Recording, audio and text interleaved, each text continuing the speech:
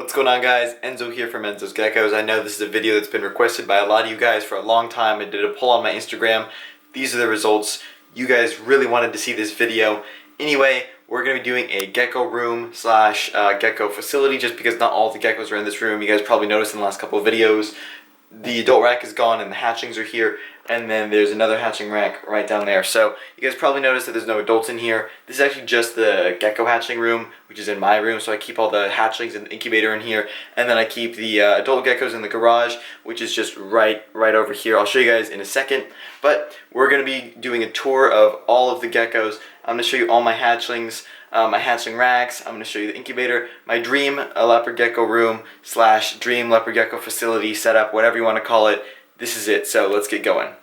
We're going to start off with the whiteboard. This is super important. This is how I keep track of all the geckos. I always keep track of all the ones that are being laid, that are hatching, which ones are laying soon, how many eggs are in the male incubator, TSM, and female incubator, TSF. That's very important to do. How many hatchlings come from each pairing, so I am very up to date on that. So right here is the hatchling rack. This is the first one that I ever got, but I used the bigger one just because it's got 18 tubs. This one has like 10. So it's got a Vivarium Electronics VE200 on here. This is great. And then I've just pretty much got all these hatchlings in here. These are some of the newer ones, so most of these guys haven't had their first meal yet. So these are their first mealworms, but you guys can see they're looking good. Here's another one. This is, I believe, nope, it's a female. I thought it was a male for a second. She's got a very cool jungle pattern. My favorite patterns you can get, especially on these clown G's, who are known for having their cool jungle patterns. Just a couple more. She's got a similar jungle pattern too. There's a male right here. Clown Inferno cross. Got some nice colors on him. It's gonna be a stunner once he's a little bit bigger. It's a really cool one that just hatched the other day also. He's really big for being a 3-day-old gecko. And he's got some excellent colors, especially on his head. Definitely considering holding this one back, because he just looks fantastic. And he's pretty fast, as you guys can probably just see. Then we got this clown that hatched unexpectedly. Did not think that she was going to hatch anytime soon, but well, she did. She's adorable. It's an uncrossed clown G. No Inferno lineage in there, just clowns. So then, these two hatched today. This is my first time this season trying to keep two together. I want to see what it's like. It's okay to keep hatchlings together. Some people keep up to like 4 or 5 hatchlings together. I'm going to see how they do. I think this one right here is white and yellow. I've got a pretty good feeling this one's white and yellow and that one's not. You can see there's a pretty big difference in their color. The one on the left's color is popping way more. But anyway, I'm just going to keep these two together for now and see how they do, how they have their first shed and their first meal. So we'll see how they do. And most likely going to separate them probably when they're around like 10 grams or so. Give them some separate space. But anyway, then we can go over to this rack right here. And then this one has 18 tub and that's completely filled up with individual geckos. Each one has their own house. I'm getting another one of these racks pretty soon actually. So I'm going to have like 36 spots plus the little 10 tub one. So there's going to be plenty of room. But all these ones that you guys have seen recently, you know, this one right here, you guys have seen some of these ones. This is the one that's actually going up for sale. This one looks amazing.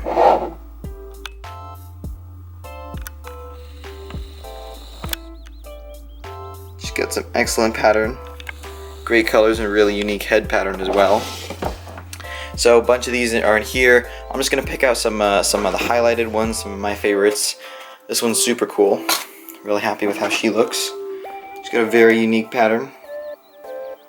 She looks like she's a bandit too, same thing here. Obviously they're not bandits just because they're not from any bandit bloodlines. At least not directly.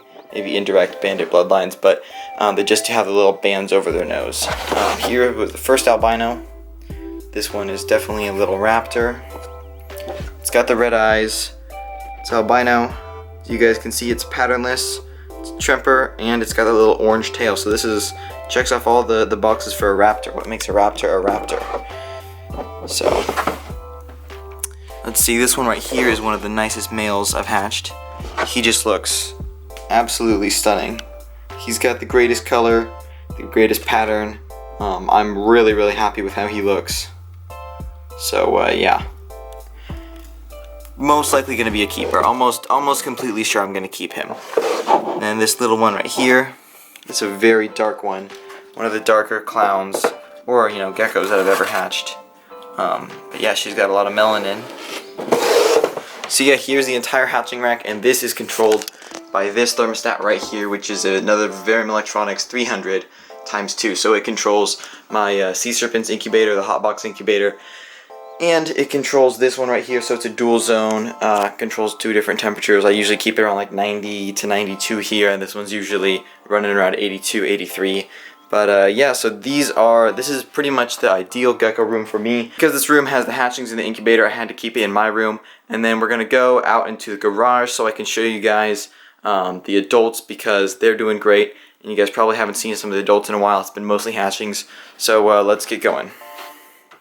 Alright, so here is where the adults are. This is the adult rack that you guys know that used to be in my room, and this is our mealworm rack. I'm going to talk a little bit about this in a second, but I want to get to the adults real quick. So here's all the adults. I just organized it by their ID number and by their gender. So the first is all the females go first. So female 2, 3, 4, 5, 6, 7. This is one is actually going to be put up for sale. She's first hatching of last year.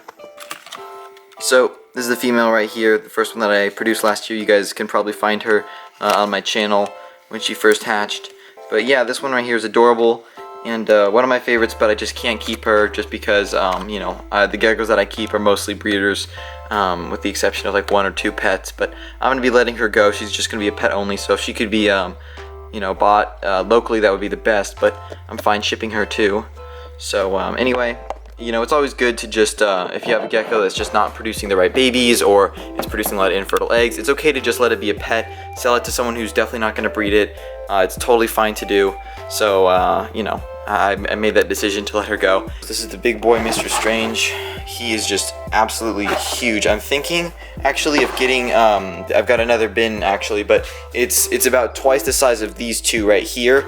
And after I sell her, there'll be enough space that I could put Mr. Strange in one of the huge bins, just so he's got a lot more space. Because another thing I'm considering is getting some more space for the geckos, because I'm thinking of just getting like another rack this size and then having a huge bin that fits both of us, so every gecko has twice, or you know, over twice as much room as they would have now. But you guys, just look how big of a gecko this is. I mean, he is huge. There's a comparison of him next to my hand. He's not giant or anything like that. I don't know of anybody who works with giant clowns or anything like that, but he is just a massive gecko. Really big guy. I think he's probably in the 80-gram range, so pretty cool. Anyway, this tape is always important. Artist tape is one of the most important things you could have in your leopard gecko room.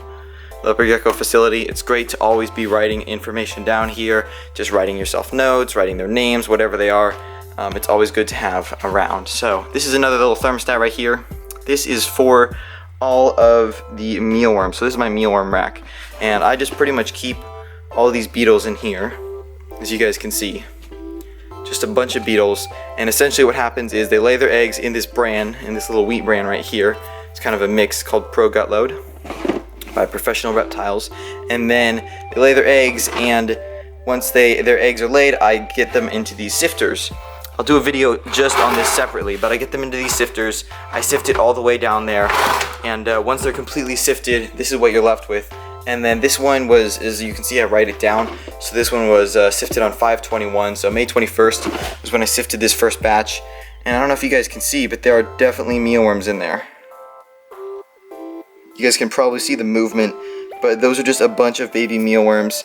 There's a ton in here. So this is going to be the first batch. There's a whole bunch of shedded mealworm, molt or skin or whatever it's called, but it's just going to be great to have my own food and not have to rely on Rainbow Mealworms or any other mealworm company, just because shipping is really delayed right now as well. So it's kind of hard to plan ahead, because you never know when you're going to get your stuff. And then here's one of the more recent ones. You guys can see they've eaten most of the carrot, but it's a little bit harder to see the movement in here, just because they're a lot smaller. This one was sifted last week, so on June 14th. So anyway, the next one's going to be like July 7th.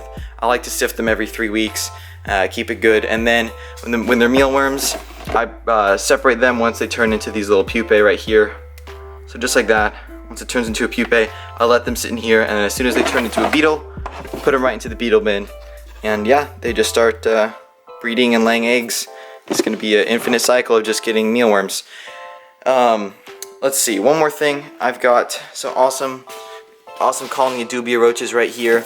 There's a lot in here. I don't know how many, but there's so many, and they just keep on laying, keep on having babies and stuff. So I just give them like carrots or whatever. I'm not the biggest fan of roaches, of course, but when you're going to be keeping reptiles, keeping feeders is one of the most important things, and breeding your own is a great idea to save money. Alright guys, I really hope all of you really enjoyed this video of the tour of my gecko breeding facility. So now you guys were able to see all the breeders, the incubators, the hatchlings, all that, all my racks, how I do things. You also got to see the mealworms, which is pretty cool. I'm thinking of doing a video on how to breed your own mealworms because it's working out really well for me, and I'd love to share with you guys how to save some money breeding mealworms. It really doesn't take that much time.